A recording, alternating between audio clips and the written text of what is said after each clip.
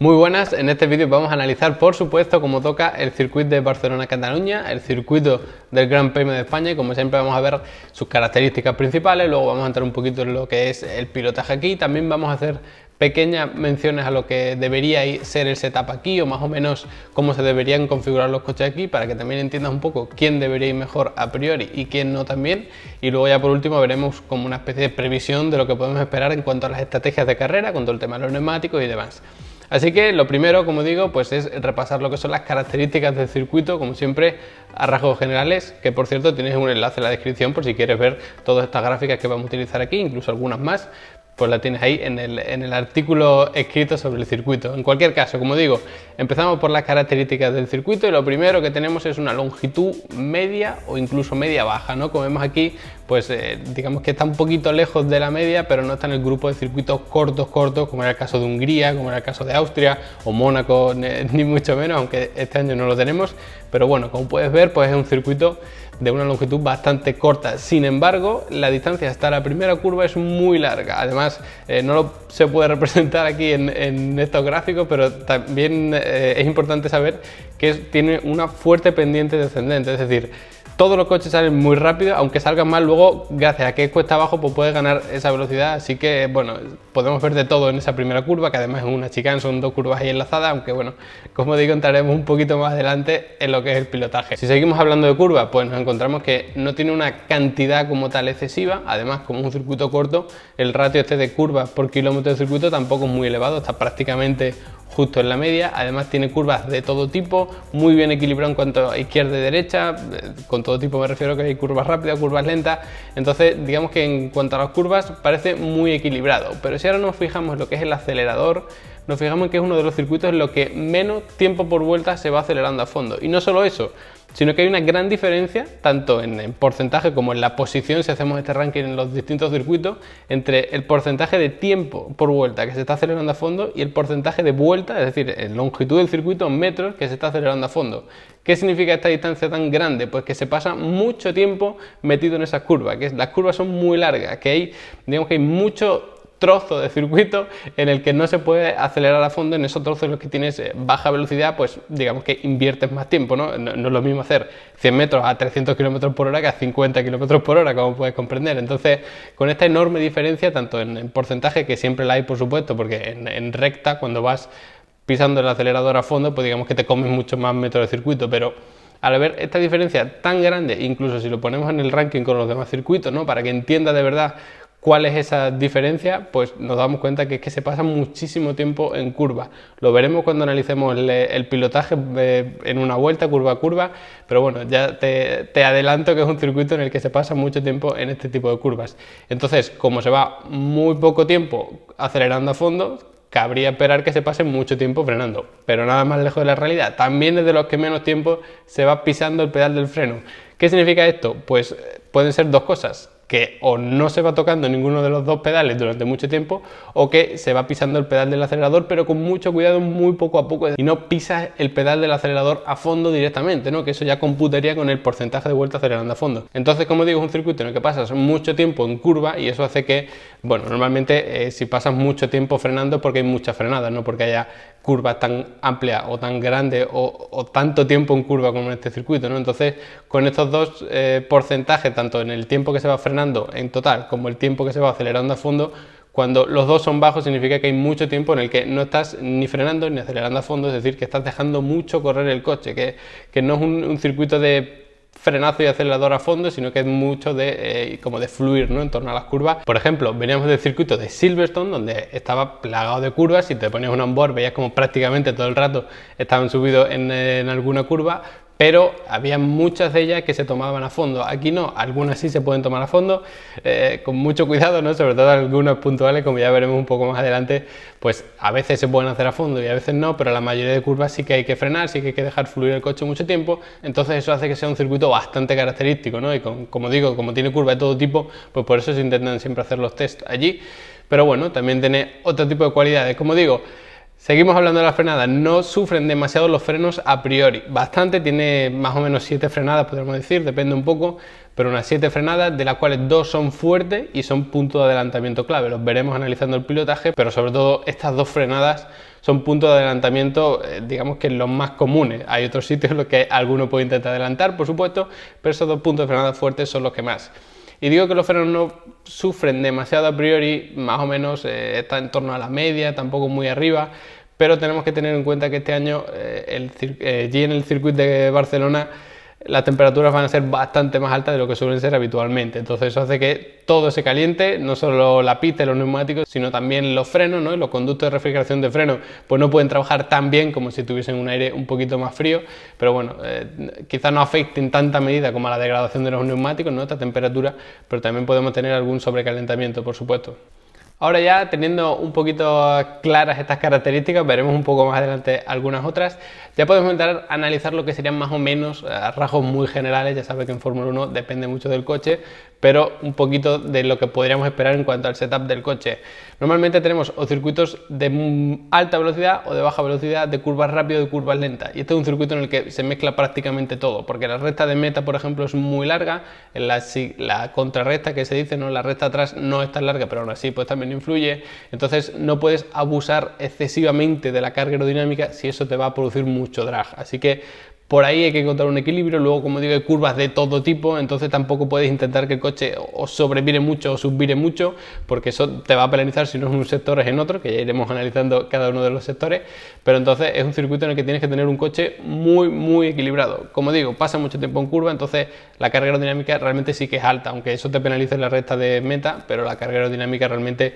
si lo pones en un balance general, pues es de las más altas, o digamos que en un rango alto si lo comparamos con el resto del circuito. Pero como digo, el setup es bastante complicado porque tiene de todo, así que si intentas irte a un extremo vas a penalizar muchísimo en algunos de los puntos del circuito. Por eso los coches, digamos que equilibrados a rasgos generales, pues son los que normalmente van mejor aquí. Luego hay bastante cargas laterales, ¿no? Porque hay curvas también bastante rápidas y de velocidad media sobre todo, pero también hay alguna de velocidad alta, entonces eso hace que las cargas laterales que sufre el coche pues también sean altas y afecte eso a la degradación de los neumáticos, que veremos al final. Entonces ya por fin podemos entrar a analizar lo que es el pilotaje en este circuito, y como digo, la primera curva está muy lejos de la recta de meta, de la pole position, y además tiene una fuerte caída descendente, eso es lo que es esa recta, así que se alcanza muchísima velocidad en esa recta, aunque los coches de por sí lleven bastante carga aerodinámica, como decíamos antes, porque bueno, al final el circuito está prácticamente dominado por curvas. En cualquier caso, se frena prácticamente en la señal del 50, a lo mejor en carrera con rebufo y todo esto, pues sí que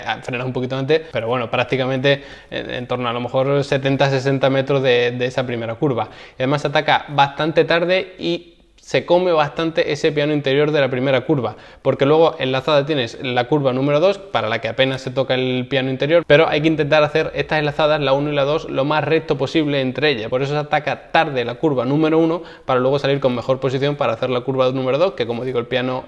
interior apenas se toca, pero luego el exterior a lo mejor sí, aunque tampoco te compensa subirte demasiado en ese piano exterior, porque luego viene la curva número 3 y si estás un poco más abierto, no tanto metido en ese piano interior de la 3 o exterior de la 2, pues puedes hacer la trazada mejor. Normalmente esta curva número 3, que es larguísima, se puede hacer a fondo con estos Fórmula 1 de hoy en día, pero una vez más aquí también depende mucho de, bueno, del tráfico que tengas, ¿no? De si estás en un grupo, de si tienes aire limpio. Entonces, bueno, a priori en clasificación sí que se puede hacer a fondo sin problema, pero luego en carrera, o sobre todo en la primera vuelta donde van todos bastante juntos ahí, pues sí que puede ser un poquito más complicado. También es una zona bastante ancha, entonces eso hace que haya varios pilotos que intenten adelantar ahí, ¿no? Sobre todo si has salido con más velocidad de las enlazadas 1 y 2, pues luego para esa curva tan larga, pues puedes tener una mejor tracción, más velocidad o incluso una trazada mejor con la que adelantar. Luego viene la curva número 4, que también se frena bastante tarde, pero aquí sí que se toma, bueno, se intenta coger el interior de la curva bastante pronto, ¿no? Como que intentas atacarla pronto, lo que es el vértice de la curva, no como la curva número 1, porque tiene como una especie de doble radio, luego tienes que dejar corriendo unos metros el coche por el interior sin tocar ni freno ni acelerador, o el acelerador pero muy poquito, y luego prácticamente a ciegas tienes que empezar a apretar ese pedal del acelerador para salir con velocidad, y aprovechar el piano exterior, pero un piano exterior que cuando tú empiezas a apretar el acelerador no estás viendo, así que tienes que tener una referencia, te la tienes que buscar donde sea para saber exactamente dónde acelerar y además tener lógicamente un buen feeling con el coche, ¿no? Porque luego además viene la curva número 5, que también es completamente ciega, en este caso la frenada, y además en una fuerte pendiente descendente, entonces eso puede hacer que el coche sobrevire bastante, especialmente a la salida, porque hay que dejarlo correr unos metros una vez más para luego pisar el pedal del acelerador lo antes posible, pero como te pases un poquito ambicioso, como lo pises antes de la cuenta, te vas a ir fuera que hay gravilla o vas a tener que levantar y luego la siguiente zona, que es de bastante velocidad, la vas a hacer muy lento, con lo que vas a perder mucha velocidad respecto al resto. Así que es un circuito que es complicado tener una referencia porque no hay, digamos que hay tantas curvas seguidas una detrás de otra que no tenemos los típicos cartelitos normalmente o no tenemos tantos, así que se tiene que buscar referencias de otro tipo y además no solo en frenada sino luego a la hora de salir de la curva, porque como digo hay que dejar correr un poquito el coche metiendo mucho giro de volante y luego ir soltando para pisar el pedal del acelerador y salir con mediana velocidad, por supuesto. Además, justo antes de la curva 4 que veíamos antes, donde empieza el segundo sector, o sea que la curva 4 y la curva 5, que son dos prácticamente a ciegas, ya pertenecen al segundo sector. Luego tenemos una pequeña recta que realmente contiene la curva número 6, pero bueno, se hace completamente a fondo hasta que nos encontramos con la curva número 7, a la que llegamos con una fuerte pendiente descendente, pero que está hacia arriba, es decir, tenemos las enlazadas 7 y 8 que son en pendiente ascendente y para tomarla hay que pisar un poquito el pedal del freno normalmente y además no abusar del piano interior de la curva 7, sino del exterior o lo que será el interior de la curva número 8. Además se abusa muchísimo, siempre suelen poner incluso ciertas bananas disuasorias, ¿no? Salchichas, como comúnmente se les conoce, para evitar que los coches pues se coman esa zona, esos pianos. Luego ya tenemos un pequeño tramo cuesta arriba hasta la curva número 9 que habitualmente se coge a fondo. Es muy fácil subvirar aquí también, por eso hay que atacarla normalmente muy pronto, aunque el coche no parezca que la está atacando pronto, pero digamos que hay que meter el giro de volante pronto porque es fácil que te subvire aún estando cuesta arriba. Porque además luego en la salida de esa curva número 9 ya se aplana todo, digamos, ya no hay pendiente ni ascendente ni descendente y tenemos lo que sería la contrarrecta hasta la curva número 10. En ese tramo de contrarrecta, más o menos a la mitad, pues es donde ya empieza el último sector. Y como digo, esta curva número 10 también es un punto de adelantamiento clave junto con la curva número 1 porque bueno, se llega a bastante velocidad y tienes una frenada considerablemente fuerte, por eso es punto de adelantamiento clave. Además es una zona bastante ancha también que se ataca muy tarde, es una especie de horquilla que no llega a ser de 180 grados pero sí que es bastante cerrada, porque si le atacas muy pronto luego te vas a ir larguísimo, así que tienes que frenar muy tarde para aprovechar la velocidad que traes de la contrarrecta. Lógicamente cuanto más tarde frenes pues más vas a aprovechar esa alta velocidad y luego además para poder salir con mayor velocidad, es decir, digamos que en esta curva de por sí se pierde mucho tiempo en ella, pero lo importante es aprovechar la velocidad que traes de la recta anterior y luego salir con velocidad, pero luego por mucha velocidad que tengas a la salida de esa curva número 10 siempre va a ser una velocidad bastante baja o media baja, así que la curva número 11 normalmente se puede hacer a fondo sin ningún problema, comiéndote mucho el piano interior, eso sí, para intentar hacer la frenada de cara a la curva 12 lo más recto posible y así hacerla pues más eficiente y más fácil, sobre todo para que no se te vaya el coche, porque luego la curva número 12, como puedes ver, pues también es muy larga, de dejar correr el coche mucho tiempo, de ir pisando el acelerador muy poco a poco sin abusar del piano interior, de hecho ni tocarlo normalmente, pero luego el exterior sí que se utiliza muchísimo, de hecho normalmente se suben a ese piano exterior y se quedan en ese exterior porque luego llega la curva número 13 partiendo desde el piano exterior y te cruzas, aprovechas mucho el piano interior de esa curva número 14. Cuidado porque creo que ahí hay una banana si no la han quitado, así que tampoco se puede usar mucho de eso y además hay una pequeña cuesta abajo, así que es fácil que el coche tienda a subvirarte. Y si te subvira vas a tener un problema porque luego justo seguido tienes la curva 14 y tienes que estar lo más abierto posible. A veces ni siquiera da tiempo, si vas muy rápido ahí o no has cogido la trazada bien, no da tiempo a abrirte antes de la curva 14, pero tienes que intentarlo como sea. Aún así tienes que pegar un pequeño pisotón al pedal del freno muy brusco, es como un toque para reducir un poquito la velocidad y luego, como digo, pues tienes las curvas 14 y 15 que son una especie de chicane que tienes que intentar hacerla lo más recto posible, pero son ambas bastante cerradas y luego ya pues tienes que salir de ahí con toda la velocidad posible. De hecho, la curva 14, si la tienes que sacrificar, la sacrificas, es decir, la haces muy lento, pero no puedes hacer lenta la curva 15, no puedes salir lento de ahí porque luego